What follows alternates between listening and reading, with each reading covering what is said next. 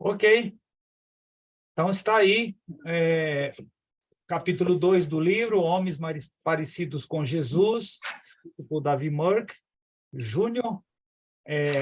O título de hoje é Homens no Plano de Deus, a Queda. O que dizer sobre a queda do homem, irmãos? Alguém quer falar alguma coisinha? Este é um momento propício, senão eu vou entrar direto no tema já. A queda foi muito ruim, trouxe muito prejuízo para a humanidade. Inclusive para alagar a casa de pessoas, né? Já pensou, nem chovia, eu não precisava de morar nesse barraco. Verdade. No episódio da queda, a gente tem dois grupos de seres, os humanos, citando aí Adão e Eva, e o de um anjo. Sobre o grupo de humanos, nós vemos nos dois primeiros capítulos de Gênesis, Deus dizendo que tudo que ele criara, inclusive o homem, era muito bom, ou fora muito bom, pois espelhava a sua imagem e a sua semelhança.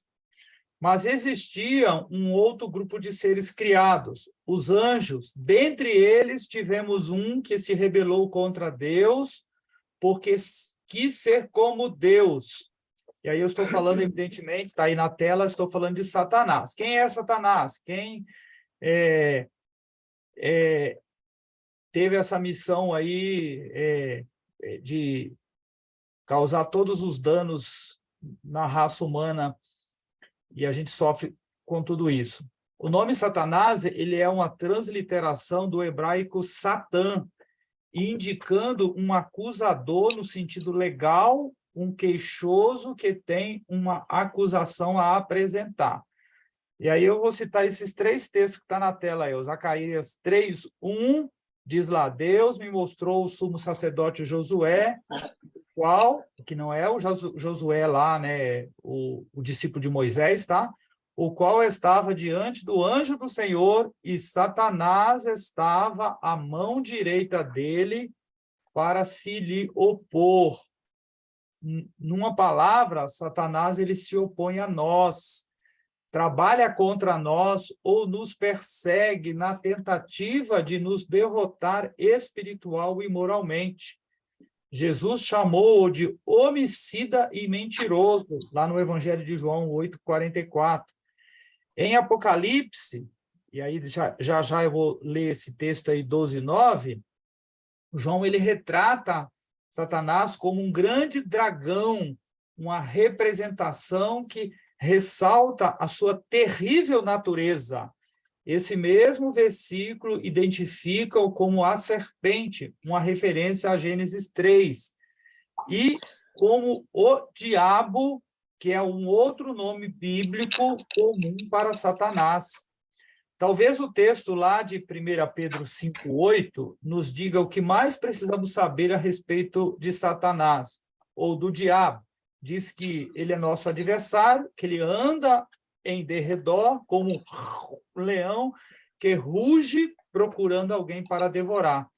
Esse ser, com todas essas características, devido à sua própria escolha, voltou-se contra o homem na tentativa de manchar a imagem de Deus, impressa na obra-prima da criação, que somos nós. Satanás, ele tenta ofuscar aquela imagem e vinga-se da pessoa de Deus. E agora, sim, citando o texto de Apocalipse 2:9, diz: e foi expulso o grande dragão, a antiga serpente, que se chama Diabo e Satanás, o sedutor de todo o mundo, sim, foi atirado para a terra, e com ele os seus anjos, né? Aqueles que escolheu, assim como ele, o caminho da soberba, o caminho que confrontava ou desejava ser como a pessoa de Deus. E aí a gente tem, a partir do capítulo 3 de Gênesis, a narrativa da origem da tentação e do pecado, suas consequências, mas também mostra o triunfo da graça de Deus. É um resumo da história do homem e do seu plano redentivo. Aquele momento final no final do capítulo 2, de Deus dizer que tudo que ele criou era muito bom, ficou para trás, irmãos. Houve como se a gente pudesse dizer uma mudança de 180 graus na cena. É como os filmes indianos. Eu gosto muito de filmes indianos. Não tem besterol, não tem palavrão, pelo menos a grande maioria. No momento, eles estão brigando, os filmes de ação, e, de repente, começa a dançar junto como se nada estivesse acontecendo. É exatamente isso que aconteceu aqui, do 2 para o 3. Em Gênesis 3, nós vemos uma situação oposta a 1 e 2. Algo sombrio sobre a humanidade acontece em Gênesis 3. O pecado ele entra no ser humano por desobediência a Deus, e a partir desse momento passamos a sofrer os efeitos da queda. O autor ele se deteve especificamente escrevendo sobre o impacto que a entrada do pecado teve no plano divino para a humanidade, e especificamente para a vida do ser humano, para a vida do homem. Ele também escreveu sobre o ciclo de vida e morte da tentação e suas consequências em nossas vidas. Por isso que coisas ruins acontecem a todas as pessoas. Ninguém é imune, ninguém está livre de coisas ruins acontecerem. E aí ele divide o capítulo 2 em 2 ensinos sobre como se deu a queda do homem. O primeiro ensino, ele vai falar sobre o percurso do pecado, e aí ele vai usar a narrativa de Gênesis 3, do 1 ao verso 6. A gente já vai ler esses versículos aí.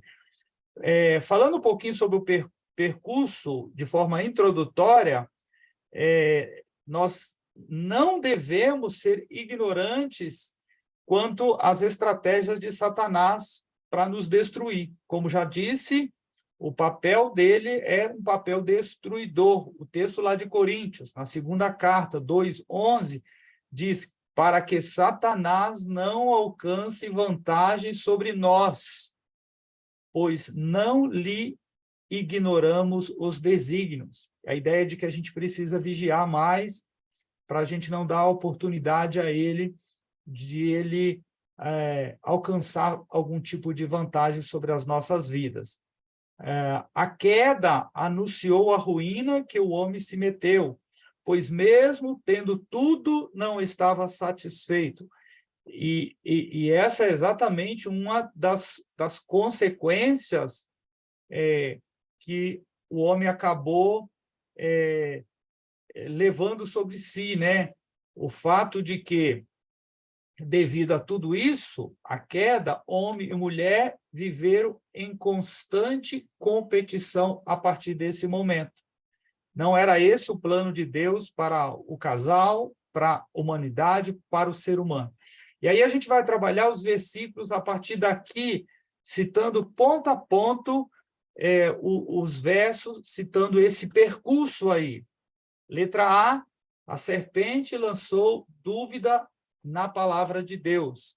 O texto diz: mas a serpente, mais sagaz que todos os animais selváticos que o Senhor Deus tinha feito, disse à mulher: é assim que Deus disse, não comereis de toda árvore do jardim? Respondeu-lhe a mulher: do fruto das árvores do jardim podemos comer, mas do fruto da árvore que está no meio do jardim, disse Deus, dele não comereis, nem tocareis nele, para que não morrais. Se você, meu irmão, se você quiser destruir alguém, lance dúvida sobre a reputação dessa pessoa. E foi exatamente isso o que Satanás fez. No caso aqui de Gênesis 3, ele lançou dúvida quanto ao caráter de Deus. Olha a coragem, a afronta dele. Ele já começa mudando a ordem da liderança quando aborda primeiro a mulher e não o homem, pois a ordem de não comer do fruto da árvore fora dada a Adão e não a Eva. Adão foi quem transmitiu a Eva Satanás, nesse sentido, ele foi muito astuto. É por isso que nós vemos casamentos se desfazendo como se troca de roupas, por causa da inversão de papéis. A serpente questiona a provisão de Deus. Ela fala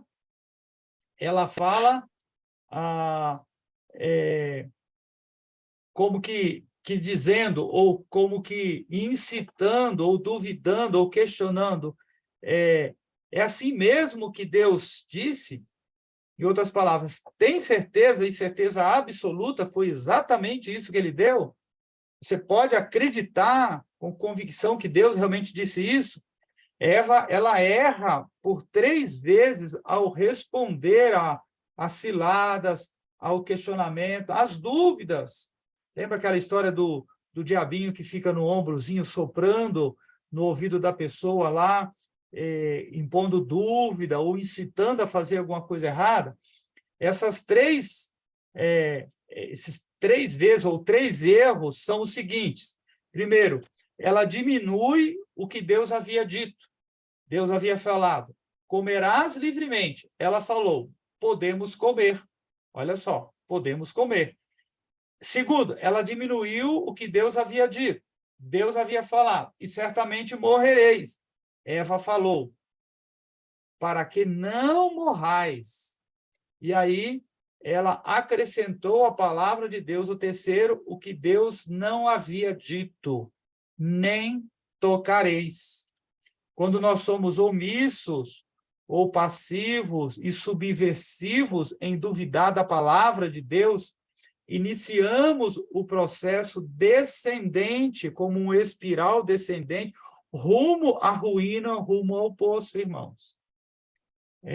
Realmente sofrendo os efeitos da queda, quando a gente duvida da palavra que Deus havia dito.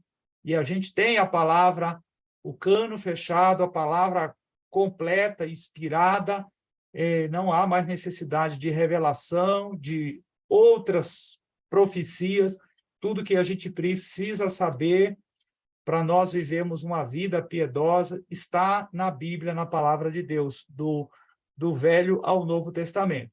Segundo percurso, letra B, a serpente levou a Eva a negar a palavra de Deus. Diz o texto, então a serpente disse à mulher, é certo que não morrereis, porque Deus sabe que no dia em que dele comerdes, se vos abrirão os olhos, e como Deus sereis conhecedores do bem e do mal. Satanás, como já disse, ele é o pai da mentira. O Senhor Jesus o definiu dessa forma. E por mais irônico que seja, ele é quem acusa Deus de mentiroso. Olha a afronta. É como o político corrupto falando em combater corrupção. É Satanás sendo mentiroso por natureza, acusando a pessoa do próprio Deus, que é a verdade absoluta, como um mentiroso, como alguém que estava mentindo para Eva e para Adão. Então, além disso, ele sugere que Deus não era totalmente bom, que Deus não queria o bem deles, que eles poderiam ser como Deus. Ele mente oferecendo algo que eles já tinham, irmãos, a semelhança com Deus. Quando ele fala, eles seriam conhecedores do bem e do mal. E aí a letra C, terceiro percurso do pecado, a serpente levou Eva a desejar algo que era proibido. O verso 6 diz, vendo a mulher que a árvore era boa para se comer, agradável aos olhos, e árvore desejável para dar entendimento, tomou-lhe do fruto e comeu, e deu também ao marido, e ele comeu. Não é porque algo é lindo, porque é bom, agradável, que nós podemos desejar. Por exemplo, uma mulher bonita, mas que não é a nossa, temos a proibição de olhar com desejo para ela. O Senhor Jesus, lá em Mateus, ele fala sobre isso. Qualquer um que olhar com a intenção impura para uma mulher que não seja a sua, já cometeu pecado no seu coração. Esse desejo de Eva, ele culminou com a ruína do casal. É claro que a culpa não é somente dela. Adão também errou e feio. Acredito que até mais do que ela, porque ele tinha o papel da liderança, por ter sido criado primeiro, e a partir dele que ela foi criada, e Deus estabeleceu assim, colocou ela como ajudadora, e ele como líder, como cabeça, tudo aquilo que a gente conhece da própria palavra do nosso Deus. Então, tudo indica que Adão estava ali por perto dela no jardim, não sei exatamente no mesmo momento, ouvindo toda a investida da serpente, mas bem próximo, porque o texto diz que ela comeu, depois deu ao marido e ele comeu. Adão era o líder do casal, ele foi omisso e passivo diante da impulsividade de Eva. Muitos maridos crentes estão assim, agindo assim hoje em dia. Ela deveria ser a auxiliadora idônea, mas não foi nem auxiliadora, muito menos idônea. Ele a tratou como uma deusa. Infelizmente, muita mulher gosta de ser tratada assim. Aí na hora que eu estava estudando isso aqui, eu lembrei daquela novela, acho que Mandala, que tinha aquela personagem da Vera Fischer, a Jocasta, e a música era como uma deusa. Eu não sei cantar a música, não, mas falava isso, né? Como uma deusa. Então, era essa a expressão de Eva naquele momento ali. Na verdade, ela se sentisse como a pessoa mais importante naquele episódio ali, diante daquelas investidas. Ele obedeceu à voz de Eva em vez dela obedecer à sua. Os papéis se inverteram naquele momento. Interessante que, ao ser abordado por Deus, a primeira coisa que Deus pergunta para Adão é sobre ter atendido à voz da mulher, agradando-a em vez de agradá-lo. O homem, Adão, preferiu, em vez de agradar a Deus, agradar a mulher. E, infelizmente, hoje, muitos maridos, com a desculpa de que não querem evitar, não querem ter atritos com as suas esposas, preferem agradar a esposa em vez de agradar a pessoa do nosso Deus. Ela foi enganada e ele desobediente. Dessa forma, todos caímos em Adão. Na página 48, se você está com o seu livro aí, na página 48, tem uma partezinha aqui para refletir e compartilhar. Tem algumas perguntinhas aqui que eu queria fazer e dar a palavra antes da gente entrar no segundo ensino, se alguém quer comentar algo. Como é que duvidamos do caráter de Deus no dia a dia? Como que a gente duvida do caráter de Deus hoje em dia? Em que sentido a cobiça desencadeiam um ciclo de destruição em nossa vida? O desejar algo que não nos pertence, usurpar, a Eva fez isso, Adão fez isso, e lá embaixo, como é que os homens falham hoje em não assumir a liderança espiritual do lar? E como reverter esse quadro? Alguém quer participar aí? Quer falar alguma coisa?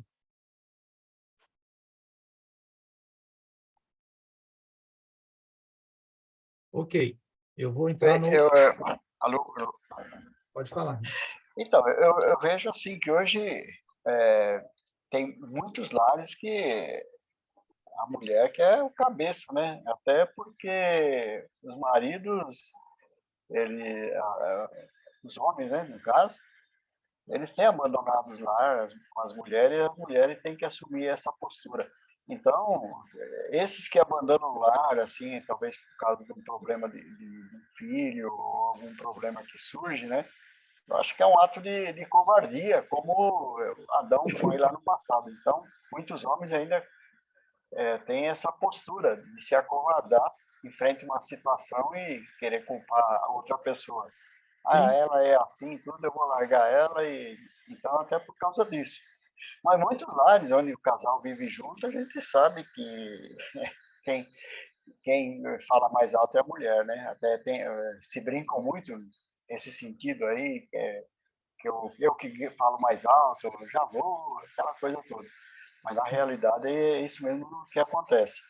A outra coisa que eu queria colocar, pastor, é o seguinte: será que esse casal lá no passado, eles sabiam que a consequência, a morte, o que significava? Porque quando Deus criou tudo perfeito, tudo era um eterno ali, né?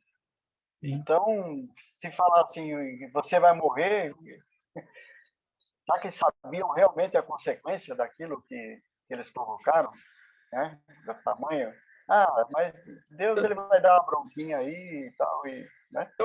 Talvez não, irmão, mas assim, o fato mais importante era o que Deus desejava, era a obediência, independentemente das sequelas ou das consequências, né?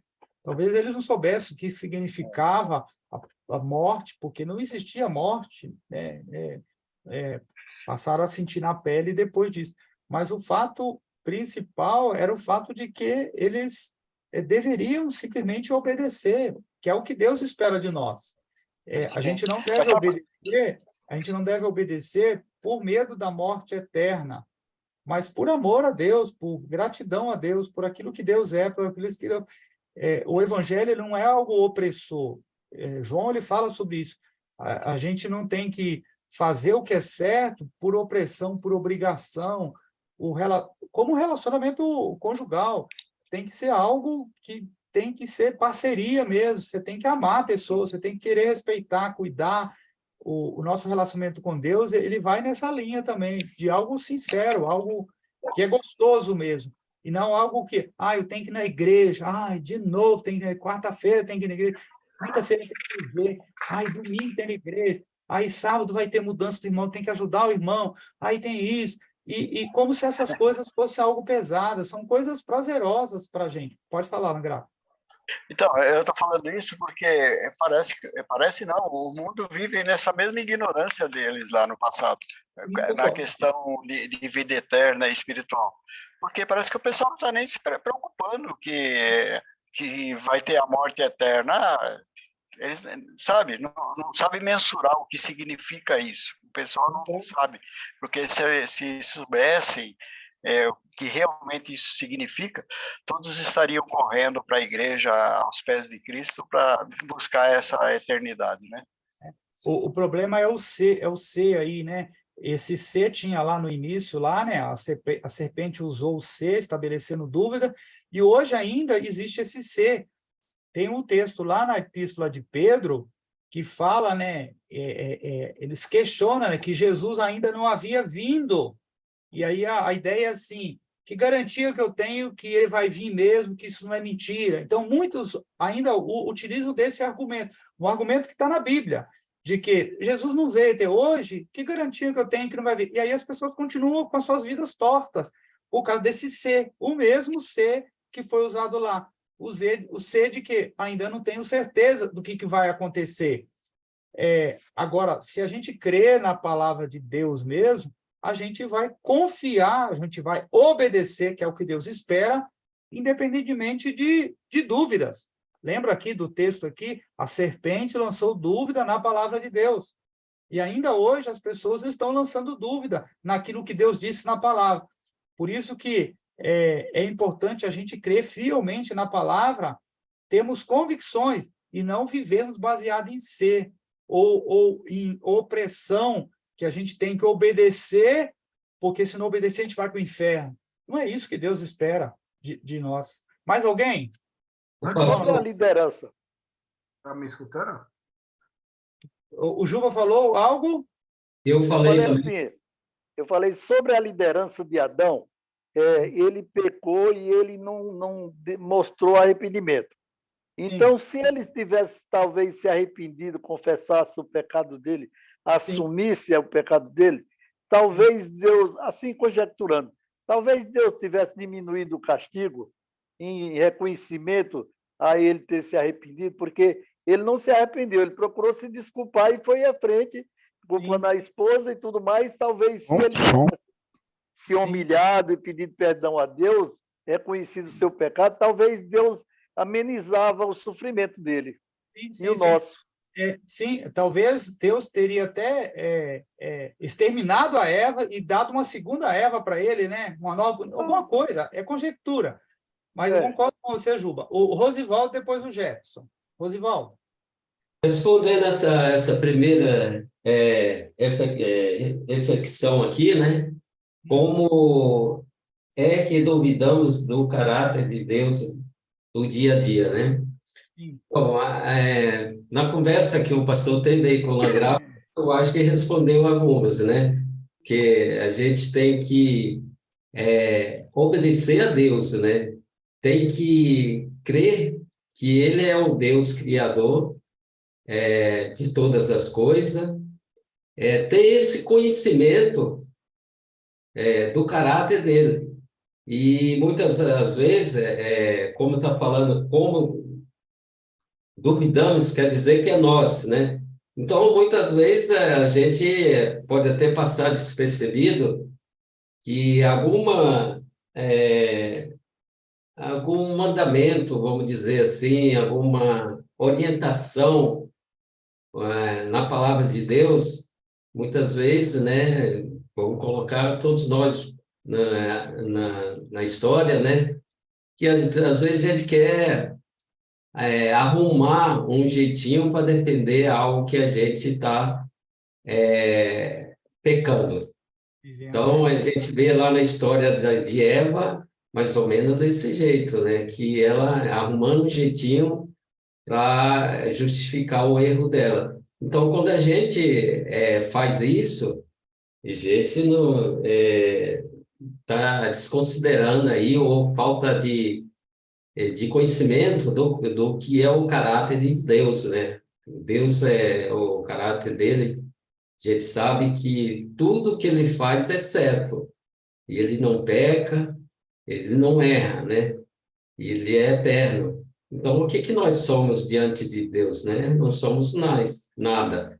Então, por isso, qualquer coisa que a gente faz que não está dentro da palavra de Deus, não está de acordo com o caráter de Deus. A gente está duvidando, a gente está negando, e a gente está desejando algo que não nos cabe, né? Jefferson, muito bom, Oswaldo. Jefferson. Boa noite, irmãos. Tudo bem? Tá todos me escutando? Estamos ouvindo bem. Ok. Então, como o Rosvaldo já falou sobre o caráter de Deus, eu vou pegar nessa parte aqui, a questão da cobiça hoje, né? Hoje, a comunicação, o marketing, tudo hoje trabalha dentro para que a gente queira algo mais, busca algo mais, ter uma casa melhor, um carro melhor, e às vezes isso acaba sobrelevando aquilo, uma busca incessante, onde a gente acaba desenfreando isso daí e acaba perdendo o controle, né? E ao mesmo tempo ele fala que o perigo quando a palavra de Deus ela não se encontra nem na família nem na igreja. Isso, se não tiver a palavra do Senhor, com certeza isso é um perigo constante. E referente à liderança, como que o homem pode reverter isso? Olha, o exemplo é a melhor maneira, né? Não adianta eu falar algo e falar que faço algo na teoria, mas na prática eu faço outro. Se eu não tiver o hábito de fazer o básico, que é ler uma palavra, orar junto, buscar conhecimento junto com a família, junto com os irmãos da igreja, isso daí vai esfriando de uma forma que o básico a gente não está fazendo, imagina o restante, né? Então, para reverter isso daí, reunir a família e buscar o Senhor, buscar o básico primeiro, né? Que é ler a palavra, orar, e com certeza vai se estruturando. Diz que quanto mais você lê a palavra de Deus, mais ela vai te dando entendimento, abrindo os horizontes, te fazendo cada vez mais forte e mostrando que realmente a obediência no Senhor é a melhor forma de você demonstrar o caráter de Deus. Entendeu? É o que Deus espera da gente, né, Jeff? Muito bom. Vamos lá, vamos para o segundo ensino aqui.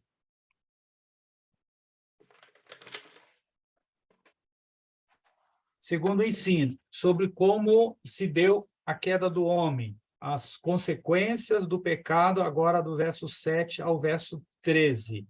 Às vezes, nós ouvimos que algo dói, que algo é incômodo, mas não sabemos, de fato, até experimentarmos.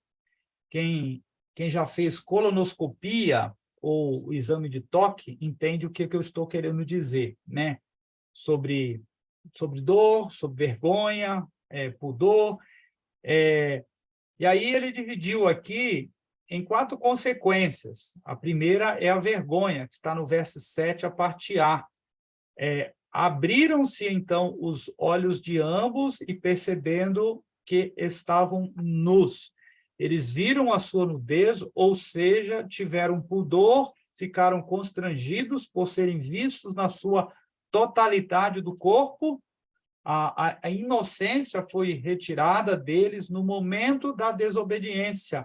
Sentiram-se sujos por causa do pecado. Segunda consequência, a religiosidade. Verso 7b. Cozeram folhas de figueira e fizeram cintas para si. Ou seja, o casal tentou cobrir quando perceberam que estavam nus com folhas de figueiras. Mas isso não foi suficiente, pois não havia derramamento de sangue nem morte. O texto lá de Hebreus 9, o verso 22, diz assim: com efeito, quase todas as coisas, segundo a lei, se purificam com sangue, e sem derramamento de sangue não há remissão. Por isso, eles estavam desprovidos, condenados automaticamente, como diz João lá, falando sobre isso, sobre a condenação automática de todo ímpio, é condenado ao inferno, não há remissão, porque não estão em Cristo e naquele momento não havia derramamento de sangue para a remissão dos pecados deles. Religião, a gente está falando aqui de religiosidade, religião é um termo que significa religar, é uma tentativa de reatar o relacionamento com Deus, mas, no caso deles aqui, sem efeito. Por quê? Porque boas ações, mutilação, sacrifício, religiosidade não redime o homem diante de Deus, não justifica diante de Deus, não torna bom, não torna justo. Simplesmente cobrir-se com folhas ou com religiosidade, no caso deles aqui, não anulou tudo o que eles fizeram, toda a desobediência. Por quê, irmãos? Porque Deus é aquele que sonda os corações, por isso sabiam que estavam nus, desprovidos de obediência. Tem um texto lá em Hebreus, que ele é citado aí no livro, mas eu acho que ele não está discriminado, se eu não me engano.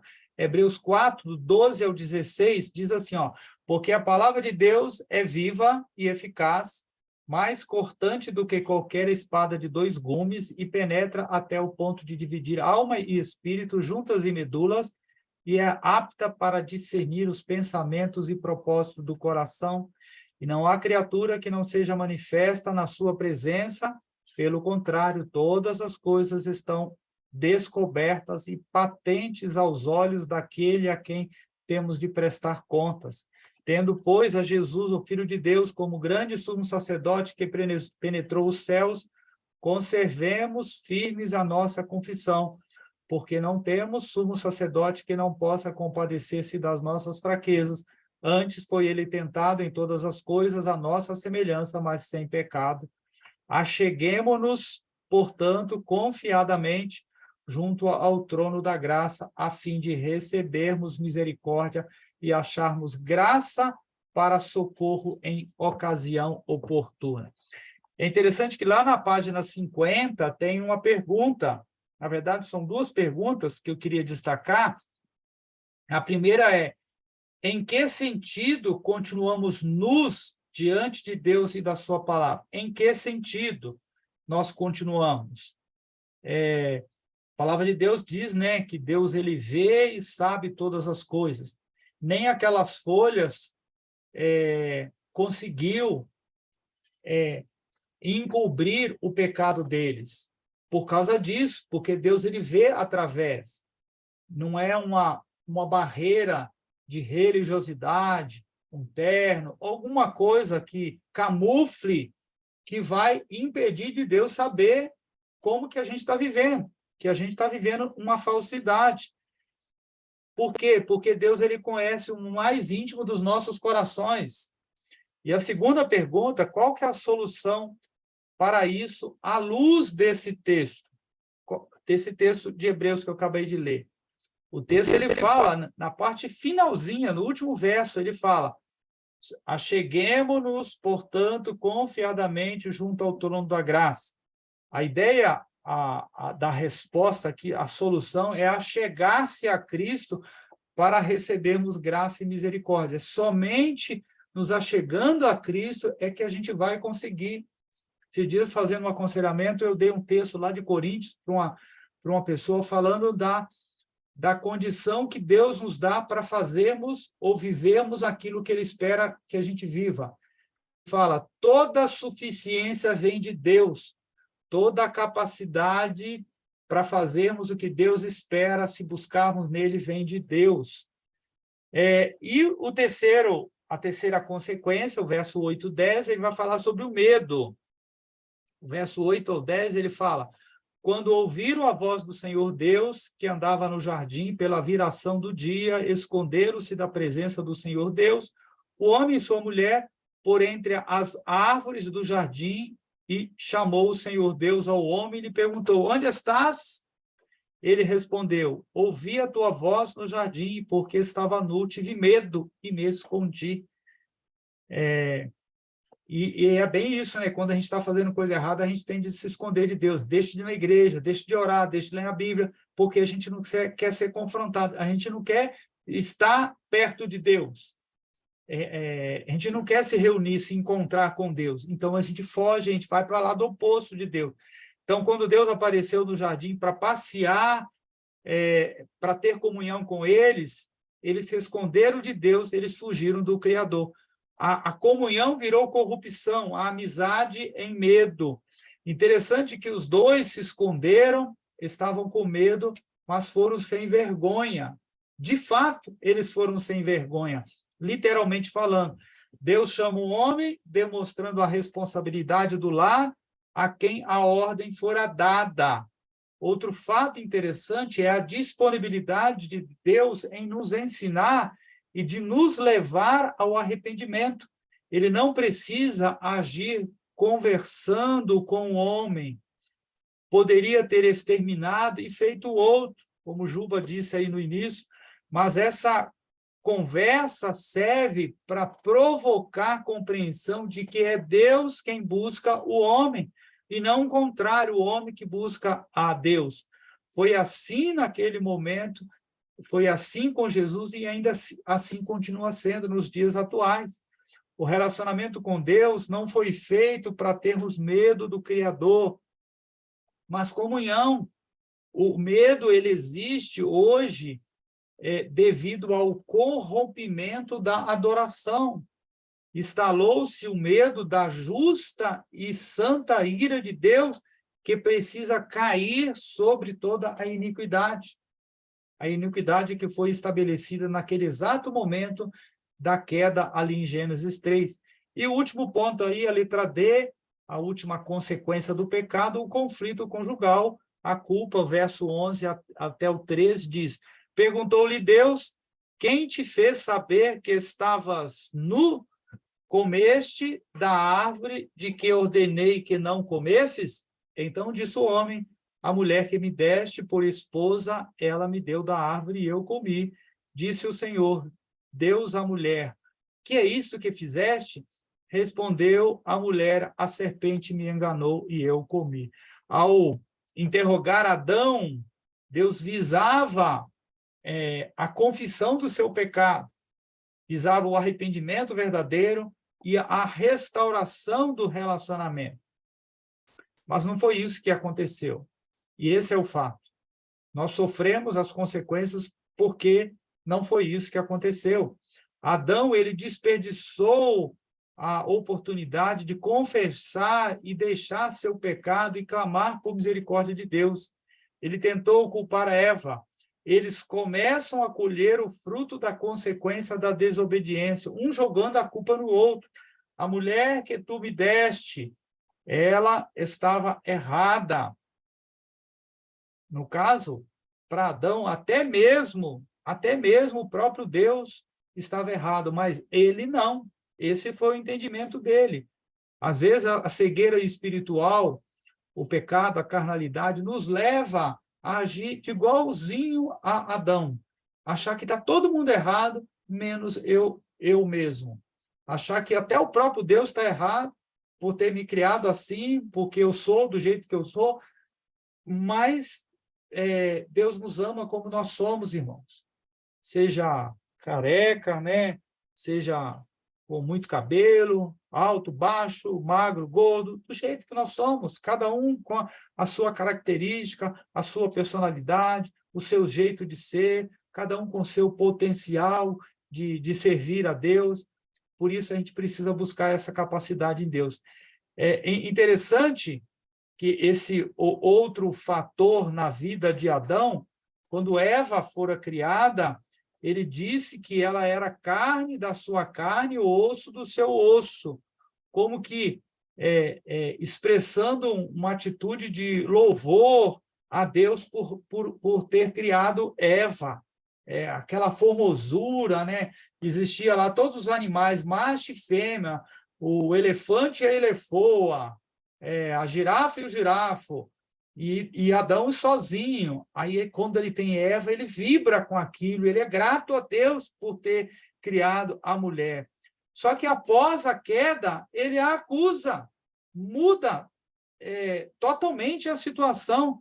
Ele queria, na verdade, e o homem, o ser humano, ele é muito bom nisso, né? Ele queria, na verdade, era salvar a sua pele, mas estava tão envolvido quanto ela estava.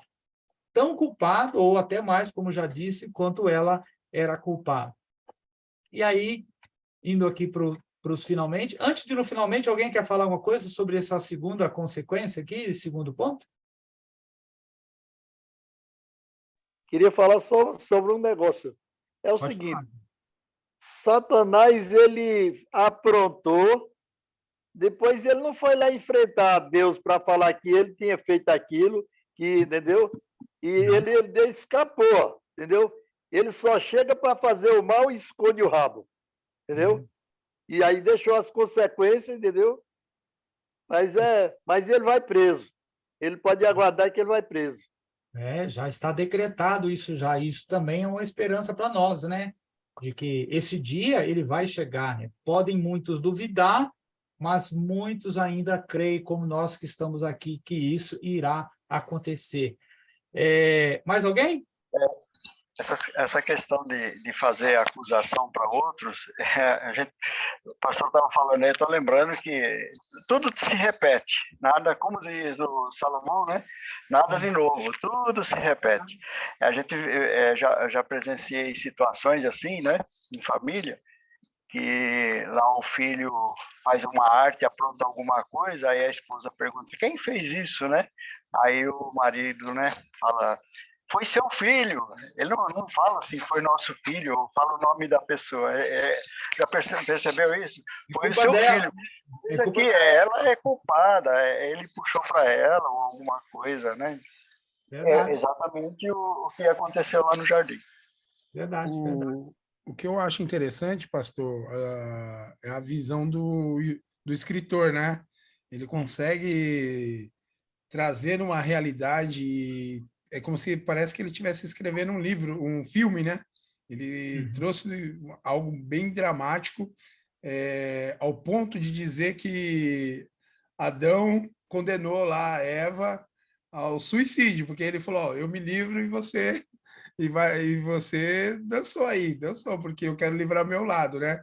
E ao mesmo ponto, assim, dele trazer uma reflexão, o quanto quando nós invertemos o papel, colocamos a mulher na frente e negamos essa liderança, negamos esse papel do homem que é tão importante, e ver a lambança que acontece na história, né? Quando a gente nega aquilo que a gente deveria fazer, né? E E engraçado que ele usa toda essa questão assim como posso dizer assim, a estratégia de Satanás de distorcer a realidade e, ao mesmo tempo, querer estragar aquilo que Deus fez perfeito, né? Então, manchar a obra-prima da criação de Deus, né? então, Adão foi um político ali. Então. Se ele se candidatasse a presidente da Terra, naquele momento ali, é exatamente isso que político faz, né? Ou pelo menos a grande maioria deles, né? O autor ele foi muito feliz nisso daí, na questão como colocar toda a história aí para a gente refletir mesmo. Sim, sim. Passou rápido a lição hoje, irmãos. Passou rápido. Conclusão, tá aí. Ainda bem que Deus ele providenciou solução para tudo isso. O primeiro Adão apontou o dedo, acusando Eva, mas o último Adão estendeu seus braços na cruz para perdoar as ofensas. O primeiro Adão transferiu culpa para a esposa, o último Adão assumiu a culpa. O pecado nunca vale a pena, ele é devastador. Foi assim no início e continua ainda sendo assim. Ele é destrutivo. E aí a grande ideia que o autor tem colocado, que é o método que eu uso também de mensagens na igreja, de forma expositiva, e esse autor ele usa bastante isso também, grande ideia: o pecado ofusca a imagem de Deus no homem. A única alternativa para convivermos com o pecado após a queda é termos esperança, é nos voltarmos para Cristo como o Cordeiro de Deus que nos justifica, ou que tira o pecado dos nossos corações, das nossas mentes, nos redime, nos santifica e nos salva, irmãos. É a única alternativa para a gente continuar a conviver com essa natureza corrompida, caída, que a gente herdou em Adão. Amém? Alguém quer falar? Senão a gente vai orar. Pastor, eu queria falar assim, né? Hoje, em relação a mulher hoje ser número 1, ser igual ao homem, né? Todas elas como hoje quer ser a líder da casa, né? E que nós vemos é um papel que elas estão construindo isso daí, e pelo que do entendimento que a gente tem, elas não sabem nada sobre o que está escrito nas escrituras, sobre isso daí, entendeu? O pessoal do movimento feminista, e às vezes até os crentes dentro das nossas igrejas, eu lembro que uma vez eu dei uma série de estudo para um grupo de casais da igreja, usando o material do próprio autor, Davi Murk, que é o material que eu uso para aconselhamento bíblico. A grande maioria das mulheres, elas eram insubmissas, elas disseram nos estudos que eu dei: eu tenho dificuldade de aceitar esse negócio de submissão, mesmo a gente explicando biblicamente o que era a submissão, é estar debaixo da mesma missão, não é estar acima nem embaixo, é estar junto ao marido para cumprir a missão. Qual que é a missão do marido? Glorificar a Deus, estar dentro da vontade de Deus. Que o que existe no casamento são funções diferentes, mas os dois são iguais diante de Deus. Mesmo sem explicando tudo isso, elas diziam: eu não consigo aceitar esse negócio de submissão. E é triste, a gente tem isso dentro das nossas igrejas. Vamos orar então? Vamos orar. Vou pedir para quem orar aí. Eduardo, você pode orar por nós? Agradecendo, por favor? Oremos, irmão. Obrigado, Senhor, por mais esse dia. Obrigado por essa lição, Pai, que nós podemos estar debaixo da sua autoridade também, Pai. Nós podemos ter a tua presença a cada dia, Pai. Obrigado pela essa lição que o Senhor trouxe pelo amado pastor, Pai. Que o Senhor continue abençoando as nossas vidas, Pai. Sim, obrigado amém. por esse estudo. Amém. Amém. Amém. Amém. Obrigado, Du.